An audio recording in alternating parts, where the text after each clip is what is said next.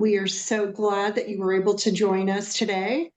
My name is Robin Kohler. I am the fundraising and public relations consultant for the Northeast Kansas Library System.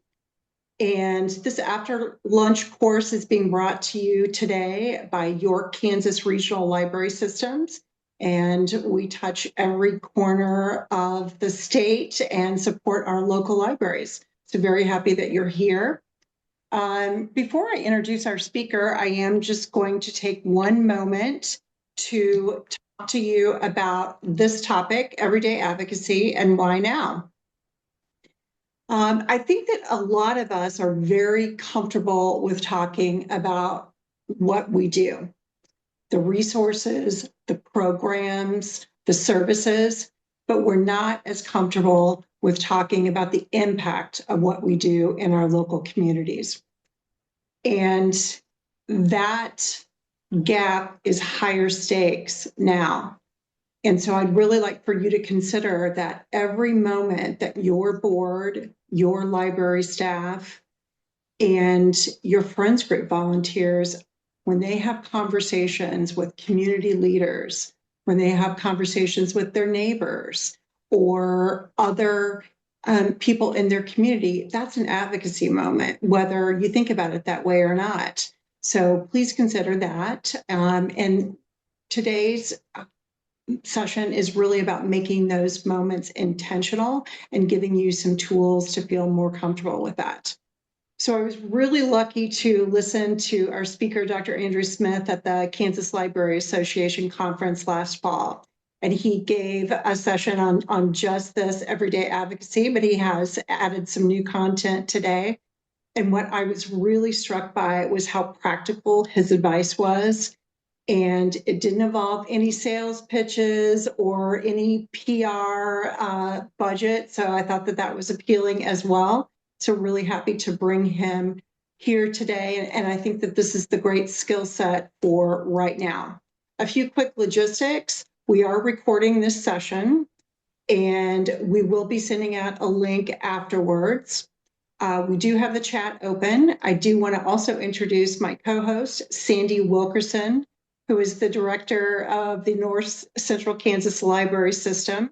And so she's going to be leading the chat, and she will also be doing the Q&A afterwards.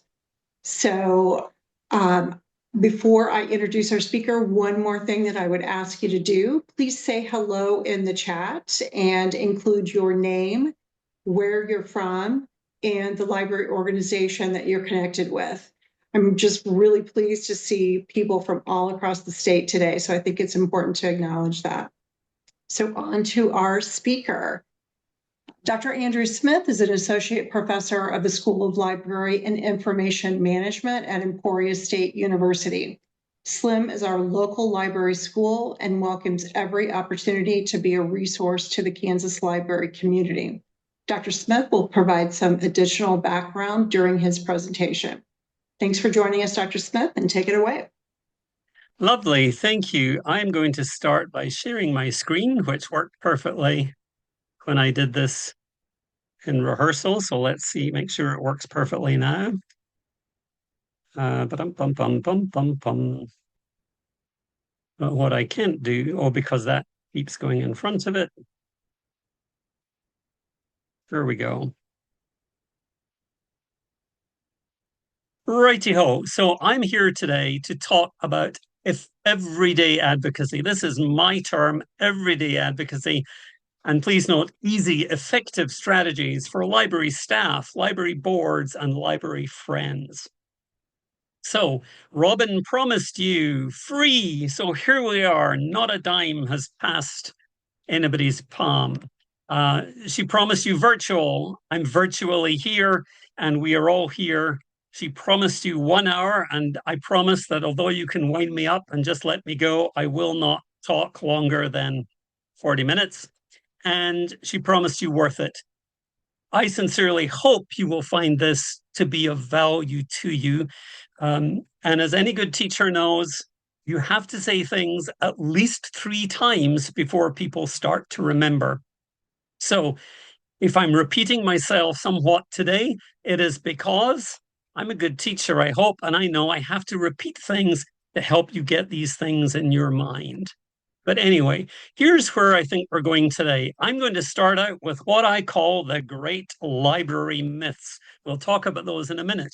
And then I'll just do a little bit about why should you be listening to me talking about the great library myths or anything else. And then what is advocacy? You hear this term all the time, but what does it really mean? And then I'm going to define what I call everyday advocacy and contrast that with what I call crisis advocacy, which is, I think, what we are most used to seeing. Then I'm going to talk a little bit about advocacy audits. And then we're going to look at some practical steps to everyday advocacy. I want to talk about advocacy messages.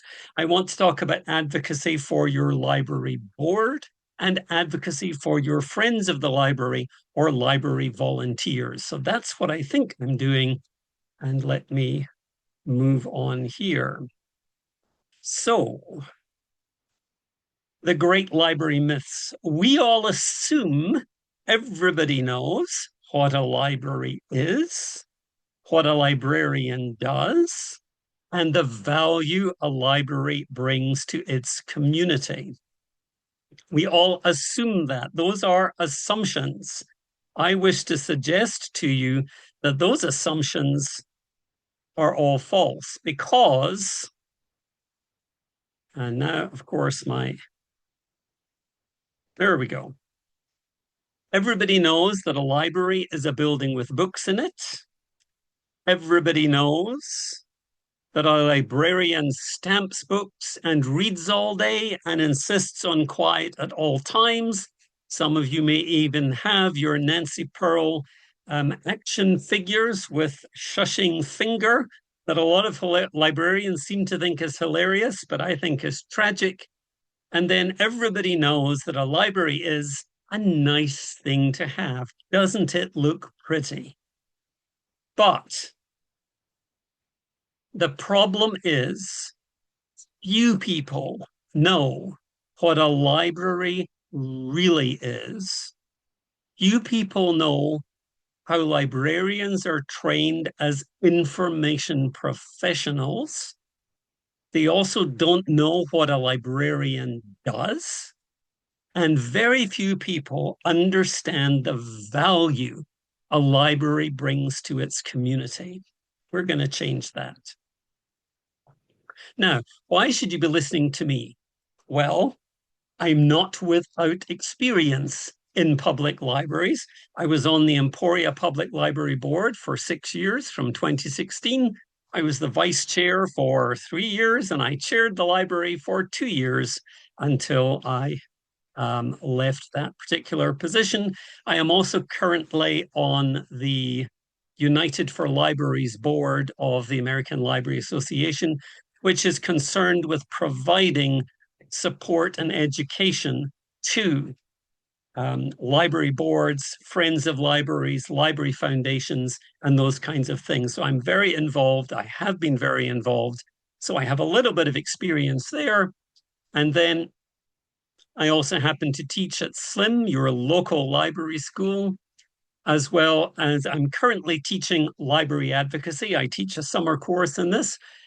I'm usually teaching collection development and research. My fun courses, not that those aren't fun, but my fun courses are in genealogy for librarians, international librarianship, and this semester, for the first time ever in SLIM, music librarianship, which is proving to be a lot of fun for me, if a little bit challenging for the students. I also am an elected visiting professor at the University of Belgrade in Serbia, and with the European Center for Peace and Development, which is a division of the United Nations University for Peace. So that's a little bit about me and where I'm coming from. So meanwhile, let's look at advocacy. What is it? Well, being a good librarian, I went straight to the dictionary and looked up the definition of advocacy. And the first definition I found was the act or process of advocating. Well, while that may be technically correct, it is less than helpful. So let's move on to the second definition, the act or process of supporting a cause or proposal. That's a little bit better, but it's still not quite all there. Let's look in a different dictionary. The act of pleading for, supporting, or recommending. Active espousal of an idea. That's getting closer to it. But I still wasn't satisfied. There's no end to the number of dictionaries you can look at. Here's one more. Public support of an idea, plan, or way of doing something. Now, I have added the emphasis to that, and there are the sources, but I very much like the idea of advocacy as public support of an idea, plan, or way of doing something. I think that's really important. We cannot advocate without going public. I'll say that again. We cannot advocate without going public. We must be vocal in our support of libraries, of what they are, what we do as librarians, what we do as board members, and what we do as friends and volunteers. It absolutely is crucial. Public support of an idea, a plan, or a way of doing something. So that's what advocacy is. So what is library advocacy? I would suggest that any good library advocacy program is going to educate on what a library really is, the value of a library to its community, the need for unbiased, independent information sources, and the benefits of trained information professionals. That's the goal of any library advocacy. Teaching people what a library really is, the value of a library to its community, the need for unbiased, independent information sources, and the benefits of trained information professionals. That would include all of you folks. So that's what I think library advocacy should be.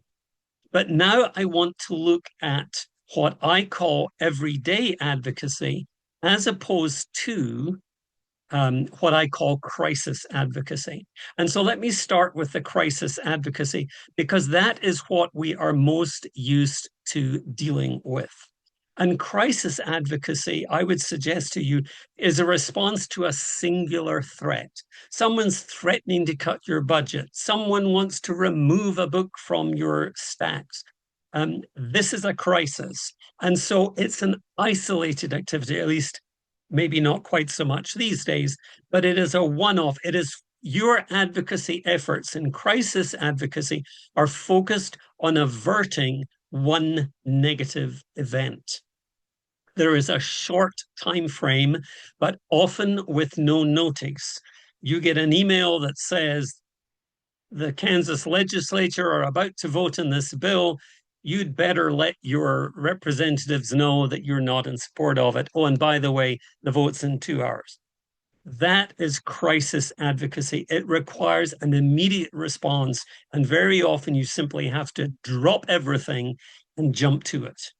That's crisis. Now, I want to contrast that with what I call everyday advocacy, which is a program of education and involvement. I want it to address those library assumptions, the great library myths. I want you to educate all your library stakeholders, and there are many more of these than you think. The library stakeholders are not simply your patrons. The library stakeholders are, in fact, every single person in your community, every single person in the business community, every single person in your government community. Those are your stakeholders, and we need to be thinking about how do we educate them. I also want you to be building relationships. The point about everyday advocacy is it is many overlapping and continuous activities. We have multiple opportunities for advocacy. It is not, you must do this in the next 2 hours or it's not any use. There's lots of time. We use time that we have available. we can fit this into the cracks, if you like. We can do just a little bit at a time. It's not all or nothing. It's cumulative. Can be small, it can be large, but it's whatever you have the time to do. And I'll just say at this point, any advocacy is better than none. Any advocacy is better than none. So it doesn't matter when we get later on to ideas. If you say, I don't have the time to do everything, that's fine. Do something, because something is better than nothing, always in the advocacy game. The point about everyday advocacy also is it's in a planned time frame. It's a long-term strategy. There is no panic. You don't have to drop everything, and you are simply going to use your time as it becomes available. Now, let me talk for just a second about an advocacy audit. I would suggest you initiate an advocacy audit. What is an advocacy audit, you are asking me? I want you to look at what advocacy or educational messages are in your physical space, inside your library.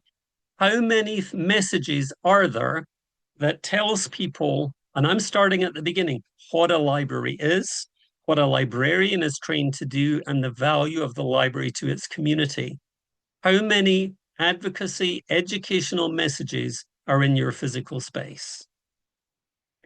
Where are they? How many of them? Who are they directed toward? Are they only directed to your current users? Are they directed to somebody who might wander in off the street and has no clue what a library is? And people look at me when I say that as if I'm suggesting the most bizarre thing in the world. There are lots of people who have never been in a library in their lives. There are lots of children now coming through elementary school, middle school, high school, who may never have been in a real library.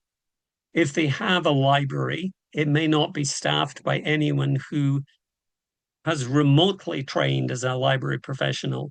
They may not have any idea what is supposed to happen. So do not assume that everybody who walks through the door knows what your building is for and what it is.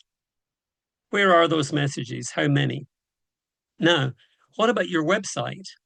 How many advocacy and educational messages are on your website? Again, same thing, what the library is, the value of the library to its community, and what a librarian is trained to do. What's on your website? What messages are in your social media? Or does all your social media simply assume the great library myths, and you don't have anything on social media that is an advocacy message? Let me ask what relationships you have with legislators or funders. Are they ever in the library? Do you go to see them? Now, Library Legislation Day is lovely, and there's nothing wrong with it, except if you treat that as the entirety of library advocacy. It is one tool. It can be an effective tool, but it is something that happens one day out of the year. There are 364, if not 365, additional days in the year when we need to be thinking about advocacy. But you take a good look. What relationships do you have with legislators and funders? And what is your presence beyond the library? I will talk a little bit more about this one slightly further on, but how often are you outside the four walls of your library, interacting with people in the community? And not only when you're taking out the bookmobile, or not only when you are having a book sale. What is beyond that? And again, it's not that those are bad or wrong, they are just not sufficient. So that's the first part of an advocacy audit, looking at what educational and advocacy messages are in the physical space, on your website, in your social media, and then your relationships with legislators and funders, and your presence beyond the library. What is missing? Once you've started working on this list, what do you notice is missing? And that can be a really good clue as to where you might want to start thinking about doing some everyday advocacy. Now, another strategy for an advocacy audit is to trade audits with a neighboring library. Fresh eyes are going to see things differently. Different people can spot more opportunities. So volunteer your services to somebody else. You'll come and look at their space. You'll look at their website. If they'll come and do the same to you, work together. Check other libraries' websites and social media for good ideas.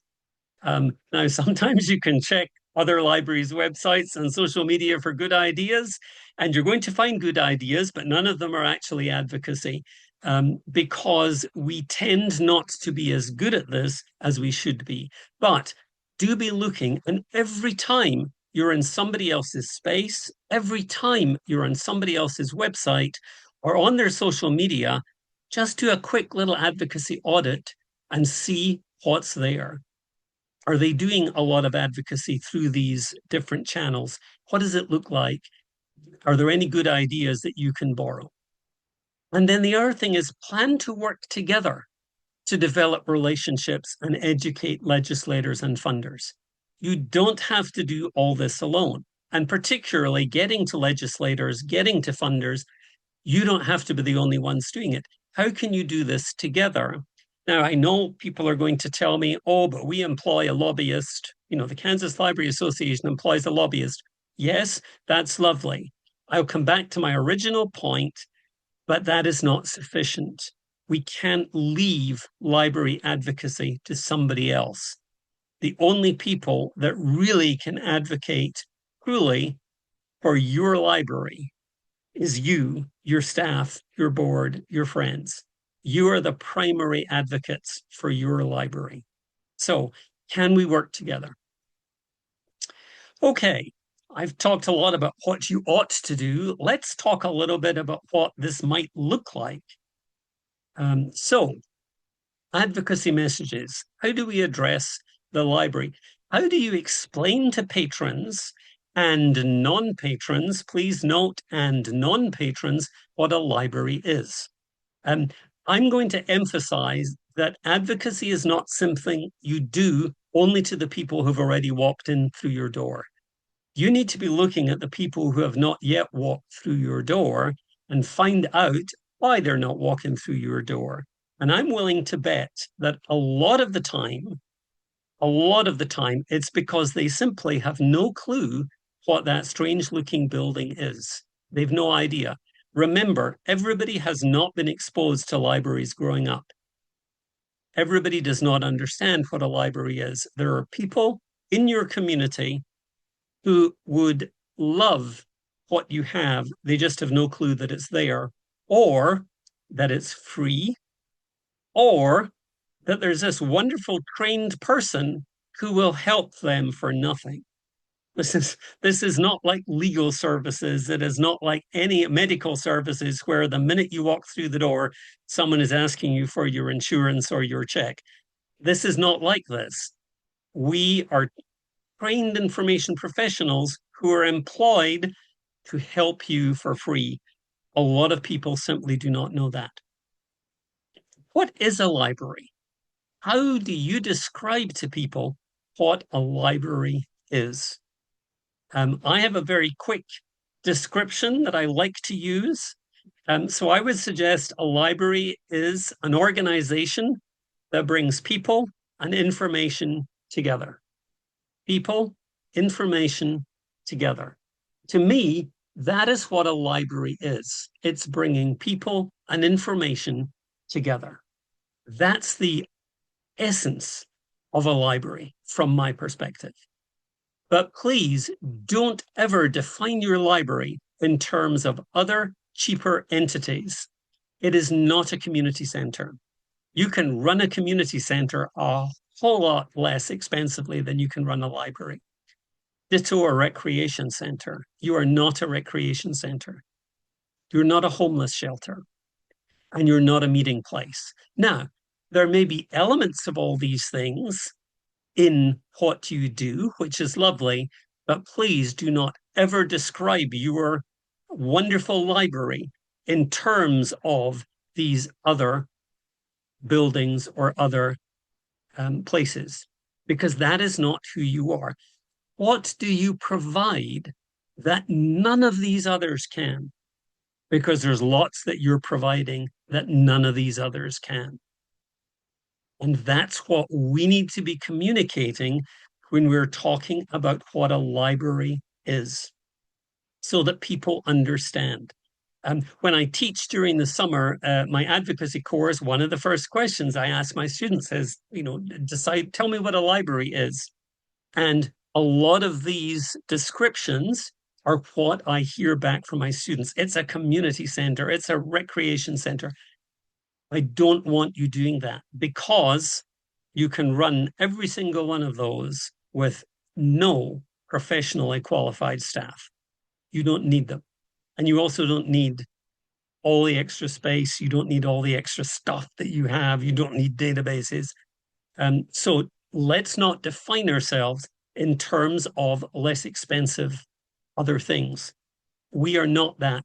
We are doing things that nobody else in the community can do for everybody in the community who simply wants to ask us for help. Now, let's talk about librarians. How do you explain to patrons and non-patrons what librarians are trained to do? What do librarians do? Think of Indiana Jones and whichever one it is, Last Crusade, whichever one where then they're in Venice, and they're in a big library and there's a guy there stamping books. That is people's image of what a librarian does. It doesn't matter if we're checking everything out electronically. The image in people's minds is of people holding their fingers to their lips and stamping books. We have to get over that. So why do trained professional librarians matter to a library? Do they matter? What can you tell people about how they matter? Why are school librarians important? Why are public librarians important? Why are academic and special librarians important? We need, especially the librarians, to be able to articulate this, why we are important. Why do we even have professional education for librarians? So many people are stunned, A, that you need any kind of qualification, and B, that you need a master's degree. But why is it important? We must be able to articulate that. Again, what do you provide that search engines cannot? And by search engines, I'm now also going to extend that to AI. What do you provide that search engines cannot? Remembering that 10 million hits is not an effective search result.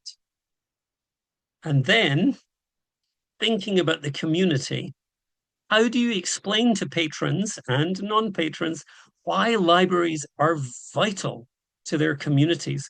Why should communities fund a library? Why do libraries matter? They matter to me, they matter to you, but what are we doing to help others understand why the library matters? What is wrong with everything is online? I'm sure nobody's ever heard that before. Or here's a good one, nobody reads books anymore. And AI can answer all my questions. What is wrong with those? We need to be able to say what is wrong with those statements in order to help people understand the difference between the information service that a library provides and what they're going to receive from an AI company, pardon me, or from a marketing company such as Google. Now, education and training is important. And I'm not saying that simply because I'm an educator. But you need to educate, first of all, yourself. You need to be able to explain these things. You also need to make sure that all your professional staff can answer these questions. And guess what? You especially need to make sure that your non-professional staff can answer these things. Why is the library important? What is a library? What does a librarian do? Because remember, very often, the largest number of, quote, librarians that people see are, in fact, your pages who are reshelving books. They're most visible in your library. People tend not to see the professional librarians who are doing reference interviews or who are conducting research on somebody's behalf or are sitting beside someone helping them deal with some interesting genealogical problems.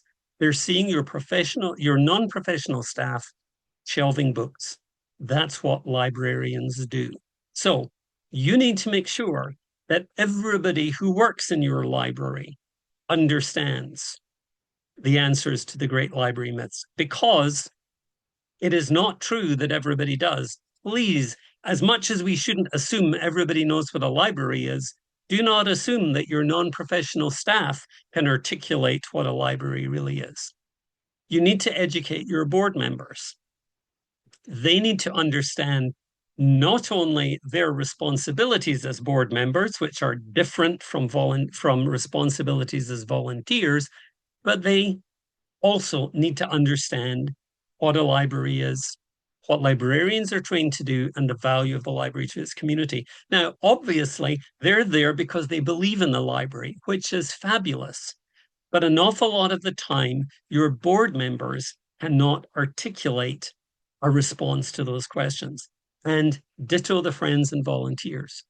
Um, they're there. We love them. They're doing wonderful work. We need to help them by educating them in those particular questions. Everyone in any way associated with a library needs to be able to say what a library is, what librarians are trained to do, and the value a library brings to its community. It's not reasonable to expect people to be able to simply do that off the top of their head. We need to help them. So how do we do that? Oh, and the value a library brings to its community, I think the important thing, especially for board members and friends, is why this matters to me. Why is this important to me?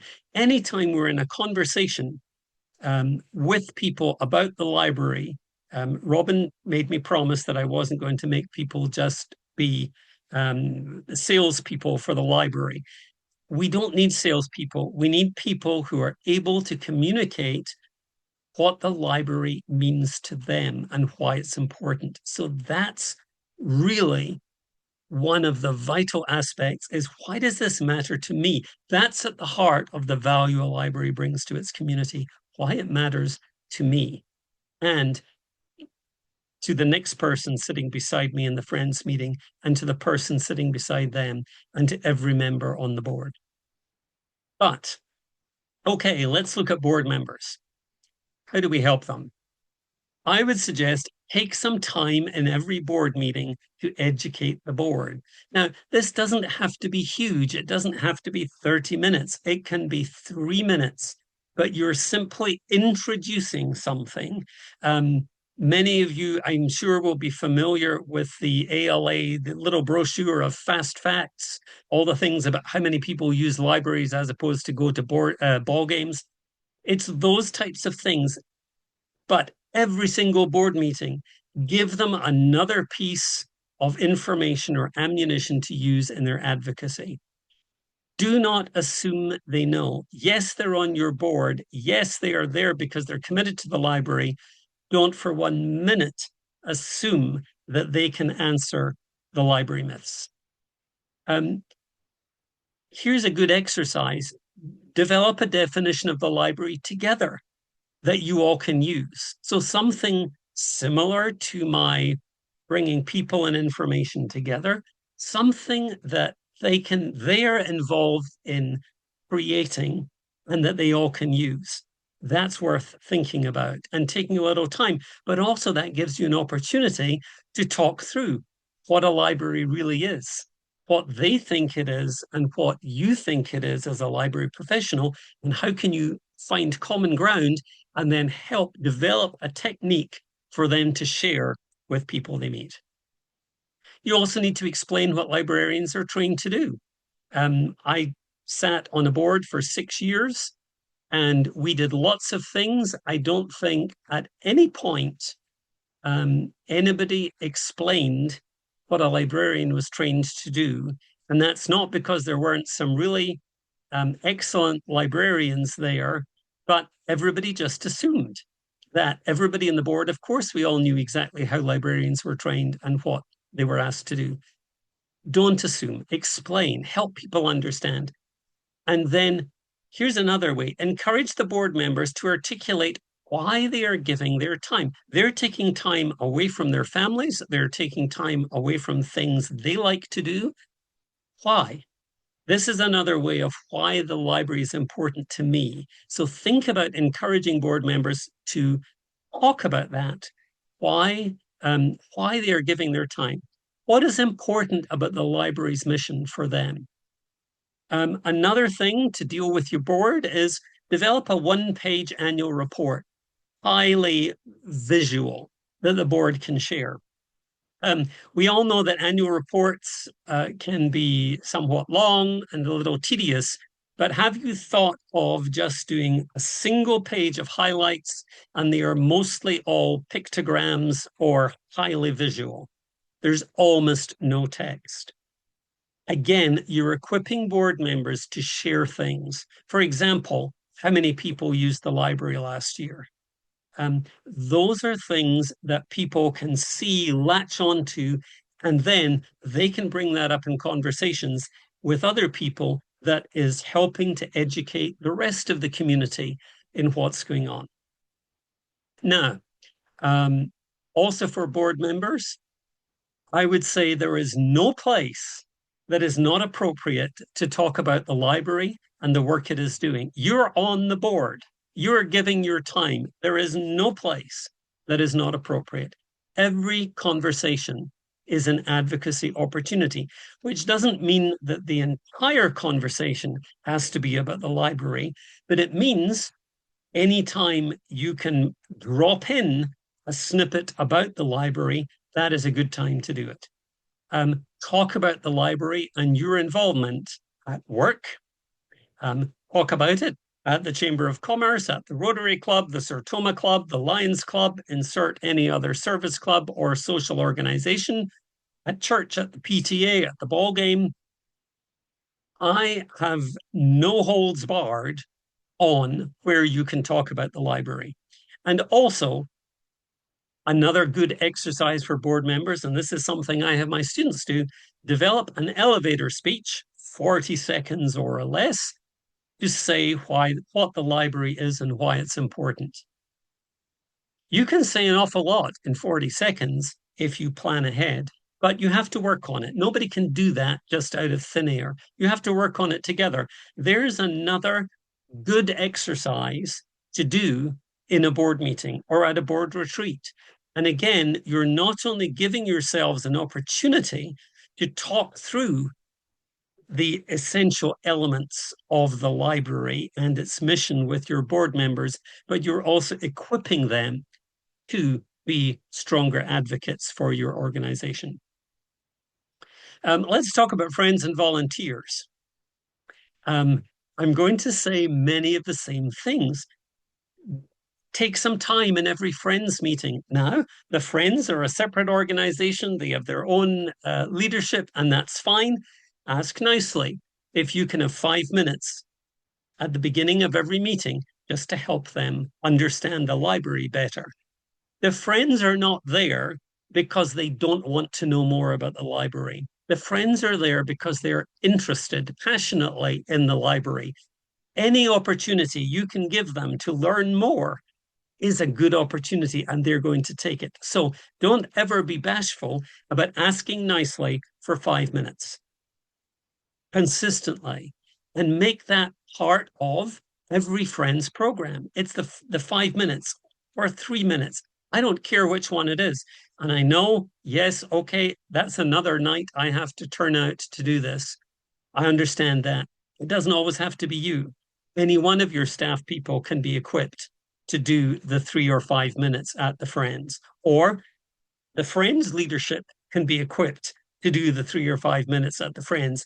But find a way of working some sort of advocacy training into every single Friends meeting so that they are constantly being equipped to be better advocates. And again, don't assume they know. Even more than the board, they probably don't know what you think or assume they know. Um, if you get the board to create a definition, share that. Share that board's definition so that the Friends can use it, so that everybody in the library is speaking with one voice. And people start to hear, gosh, all the library people, they're all describing it the same way. It's really effective. They're all talking about an organization that brings people and information together. That becomes a really powerful statement within your community. And again, for the Friends and volunteers, explain what librarians are trained to do. It's always interesting when people talk about how a librarian helped them in a way that implies that somehow the librarian was being super kind and extra nice, and they really didn't have to do that, rather than understanding that that is the function of a professional librarian, to give you the information help you need for as long as you need, for as many times as you need. That's what they're there for. But people don't understand that. And so we need to tell them. And then again, thinking about that talking points, I suggested an annual report for the board, but how about a one-page monthly report for the Friends? Now, actually, that could go to the board too. None of these things are exclusionary. Everybody can see this, but a one-page monthly highlights or a half-page monthly highlights, something that just gives some very strong, easily digested information about the library that they can then pass on as they're talking about the library. Friends members, you've heard me say this before, there is no place that is not appropriate to talk about the library and the work you are doing. Every conversation is an advocacy opportunity. Your book sale and every library event is an advocacy opportunity. The book sale should not simply be about selling books. Folks, do people coming in off the street understand what the relationship is between the library book sale and the library?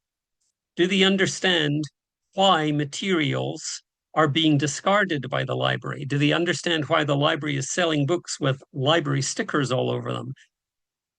We need to explain that. A lot of people don't know. Do they know that a lot of those people coming into the library to buy inexpensive books, do they know that they can borrow books from the library itself at no expense? Do not assume that everyone that comes to your book sale understands what's available next door in the library or even in your own library at times other than the book sale. The Friends are the people that can help communicate that and advocate for your library. And then the Friends can be especially good at sharing personal stories of what the library means to them and to their families. They're particularly good at that. Everybody can do it, but Friends and volunteers can be especially good at that. And then talk about the library at work, at the chamber, Rotary, so on, church PTA. There is no place you can't. Now, everyday advocacy. Make sure you have advocacy materials in the library that explain what your library does and its purpose, and explains what librarians are trained to do. Make sure you advocate for the library on your website and include advocacy messages on your social media. Those might include stories of library success, such as I just suggested the board members, the Friends can share, but also encourage people on your social media to share their own stories of library success or success through the library. And by that process, you're continuing to create more library advocates. Every time we are indulging in everyday advocacy for the library, we are not only getting our story out there, but we are creating more library advocates. I would suggest to you, every blank wall in your library is an opportunity. Every splash screen on your computers, the top of every bookshelf or counter, every library display, every web page, every program you do. Does every program start with a 60-second library advocacy message? Why not? And every library item, now I'm beginning to get a little extreme here, but I'm thinking if you toss a flyer or a bookmark into every pile of books that does one fact about the library or about libraries in general, you're giving people something else to understand who you are and what you're doing. Change your bookmark once a month, change your bookmark every 3 months. It doesn't matter, but think about how you can employ your building, your technology, and your items to promote the library. And then everything doesn't have to be text. This is something else. A picture paints 1,000 words. So that can be a really good way of communicating quickly. Think about different formats. And when I'm thinking about this, flyers, posters, bookmarks, stickers, everything doesn't have to be the same. Think about video messages. So can we do a 15 or 20-second video clip that just splashes on our webpage? Why not? Think about audio messages. Now, when I was writing this, I was thinking of walking through an airport and you constantly get all these welcome to Wichita or welcome to whichever airport you're in. And I'm not quite thinking of having the library do that. But think about ways in which you could have audio messages. I'm just thinking, don't get stuck in print. Print's lovely. I love print, don't get me wrong, but it's not the only way we have of communicating. And then who is the target of your advocacy messages? Well, first of all, library users. Yes, let's make those advocates for the library. But I also want your library non-users and find out why. Um, Library funders, they need to be target of your advocacy messages. Legislators, local, state, national, people who are directly giving you money, people who are working through the state, and people in the national government who are funding you in various things through the Institute of Museum and Library libraries. All those people are important. Stakeholders, every single person in your community is a stakeholder in the library. Most of them don't know it and they don't understand why because they've no idea what a library is. But that's part of your job to educate them. But they need to be a target. And where does your advocacy take place? You need to take your advocacy to where the audience is. And most of your audience, folks, is outside your library. Are you developing relationships beyond the library? Are you developing partnerships with other libraries, with other entities within your community and beyond? We need to be thinking about those ways to build strong connections of more people who understand who we are, what we do, and why we do it, and why that is important. And some things to consider. We need to tell people who we are. We need to tell people what we do. We need to tell people why the library is important. And especially, we need to say why the library is important to me. And then we need to remind people often. We need to remind people often. This is what you have to overcome with your library advocacy. A library is a building with books. A library is a nice thing to have. And a library is a place where people tell you to be quiet. That's the image you have to overcome with your library advocacy. There is no time or place that is not an advocacy opportunity. I'll say it again. There is no time or place that is not an advocacy opportunity. And then there are some good resources, both with the American Library Association and particularly with United for Libraries under their advocacy section. And I will, those links are there. And then I have some picture credits, but it's now time for questions, remembering that the only silly question is the one you don't ask. So what do you need to know? And at this point, I'm going to stop sharing, if I can get the right place, and see all the happy faces. And say, Sandy, what questions have I aroused in the populace? We have a couple questions coming in. What do you say to someone who feels like advocacy isn't their job? Isn't that what the director is supposed to do? Oh, great question. No, that is not what the director, well, I mean, yes, it's what the director is supposed to do. It is not only the director's job. I just lost my beautiful example, but the whole point about library advocacy is we are trying to reach and educate a very large population of people, because the majority of people in North America do not understand what a library is, have no clue what a librarian is trained to do, and couldn't tell you the value of a library to their community if their life depended on it. And the more people who are engaged in advocacy, the better will be our advocacy, the more people will learn. And from a purely selfish standpoint, library staff, board members, friends, if you want your job still to be there, if you want your board still to be there, if you want your friends group to have somewhere to be, a friends group too, you need to be advocating for the library, because there are an awful lot of people who think everything is online. AI is even better than everything is online. It can answer all my questions and life is beautiful, because they have no understanding of what independent information is. They have no understanding that a lot of the big search companies are not information companies, they are advertising companies. They're selling advertising. They're exceptionally good at it. Are they useful? Yes, of course they're useful. Are they always providing you accurate information or the correct answer to your question? No, because that is not their business model. Their business model is to provide you with whatever website will provide the greatest monetary benefit to them. They're quite Okay. upfront about it.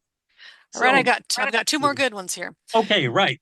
During a library advocacy event, a legislator didn't want to hear about what our library was really doing and cautioned us not to go outside of our box. Since then, I've seen the same attitude in other states. Advice for how to respond to that kind of attitude? Not to go outside your box. What does he think your box is? Would be my first question, because he obviously doesn't think your box is bringing people and information together. He is a very different, presumably his understanding is you're a building full of books, or you're a meeting place, or you're a recreation center, or you are insert anything else. That's part of the difficulty. That's what you have to overcome. So in the same way that I very often tell, because a lot of my students also want to talk about how everything is different in the library. Libraries are so different now. Everything's different. And I say, well, yes, in some ways that is true. In other ways, it is absolutely false. What have libraries been about since the beginning? People, information together. What are libraries about now? People, information together. Do we do it in somewhat different ways? Yes, of course we do. We have digital things, we have audio things, we have all kinds of objects. We've got stuff that we can do online. We've got many more ways to do it. But at the heart, The library is about bringing people and information together. It's what we've always been about. It's what we always ought to be about. So that's the argument for that. That legislator has no idea of what a library is. Okay. Or Here's maybe he does. Let me just finish this. Maybe he okay. does and he doesn't like it. Doesn't want you to do it because information is power. Information is power. We know that. That's right. That's right. You're right. Information is power. Right. Sorry, Sandy. No, that's Next okay. I'm question. just trying to keep you Yeah, keep reined me in. moving because otherwise Yeah. I'll talk all day. If you're just starting your intentional advocacy plan, what would be one step that you would recommend? One. Start small. Start small. I would put 5 minutes or 10 minutes on my calendar every day to give myself time to do a little thinking. Don't, you know, you've got 365 days in the year. You don't have to do everything right this minute, but give yourself some time to think through things. Give yourself some time to look at other people, or start by looking at somebody else's library. Go in with this idea of an advocacy audit. Let's go looking for, that's actually what I send my students to do. I go look at a library and tell me what you see in the building, then go online, tell me what you see online.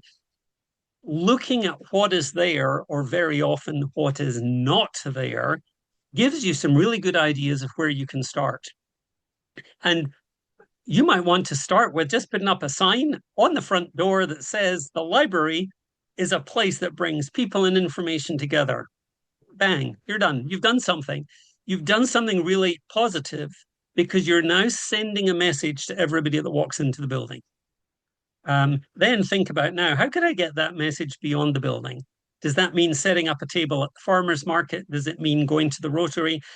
Library directors, if you're not in the Rotary Club, if you're not at the Chamber of Commerce, I think you need to be, because you're a vital part of the business community. You're a vital part of the business community. Most of the business community don't really understand that because, again, they've no idea what a library is for. But start small. Don't kill yourself with trying to do everything at once, but give yourself some time to think and then start doing one thing. And if all you do is, I'm saying 5 minutes, 5 minutes, 10 minutes a day, all you do is 5 minutes a day, that's fine. You can accomplish a whole lot in 5 minutes a day. But don't, and there's no one right answer to that question either. So you may choose to do one thing in your library, or you may choose to do one thing with your board. Somebody else might choose to start somewhere else. That's absolutely fine. The point is that you're beginning to do something beyond simply Library Legislative Day or, yes, KLA hires a lobbyist. And again, nothing wrong with that. It just isn't sufficient, in my opinion. Okay. Robin, I'm ready to pass it back.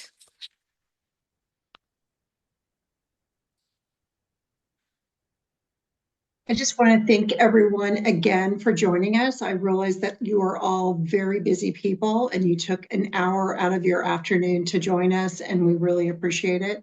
So thank you so much. Dr. Smith, that was excellent. I was so impressed with how you gave some concrete ideas of how to think about things and to make just a few steps and consistency. I really appreciated that piece as well. So thank you again for joining us, and please fill out the evaluation link that will actually come to you in a follow-up email as well. And in the follow-up email will be a link to today's presentation. Feel free to share that with your staff or your boards if they weren't able to attend today.